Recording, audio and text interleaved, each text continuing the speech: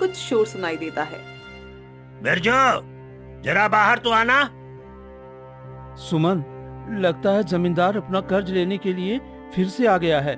पिछले हफ्ते फसल बेचकर जो भी फायदा हुआ है हमें वो जमींदार को देना पड़ेगा। क्या? मगर फिर हम घर कैसे चलाएंगे? ऐसे में तो हमें बहुत दिक्कत होगी ना जी। पता नहीं, जो होगा देखा जाएगा। लेकिन अभी वो पैसे निकाल लो और बाहर चलो। अभी तो यही आखिरी रास्ता है, वरना ये जमींदार शोर मचा मचा कर हमारे कान खराब कर देगा। बिरजू घर से निकलता है और पीछे से सुमन भी आ जाती है। लेकिन आज जमींदार गुस्से में नहीं बल्कि खुश नजर आ रहा था।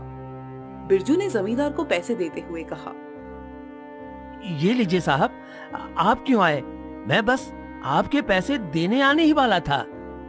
अरे नहीं नहीं, ये पैसे रखो बिरजू। और हाँ, आज मैं तुमसे कर्ज लेने नहीं आया, बल्कि मैं तुम्हें एक खुशखबरी देने आया हूँ। क्या खुशखबरी? कैसी खुशखबरी मालिक? तुम्हारा सारा कर्ज माफ हो चुका है बिरजू। अब मैं तुमसे एक भी पैसा और नहीं लूंगा। ये सुनकर तो बिरजू फूला नहीं समाता, लेकिन उसे कुछ भी नहीं समझ आ रहा था कि ये चमत्कार हुआ कैसे। क्या? मगर ऐसा कैसे मालिक?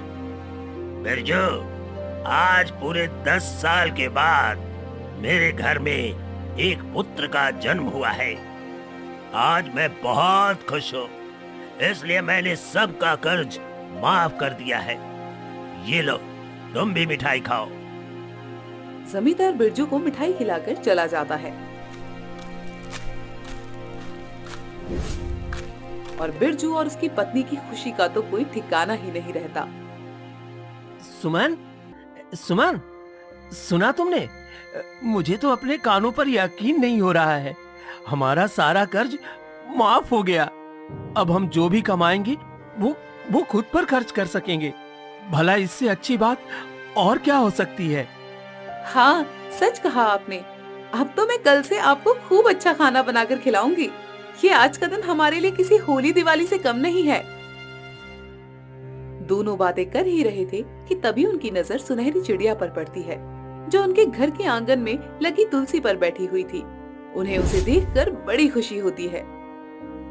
सुनिए जी, मुझे तो लगता है कि ये चिड़िया हमारे लिए शुभ है।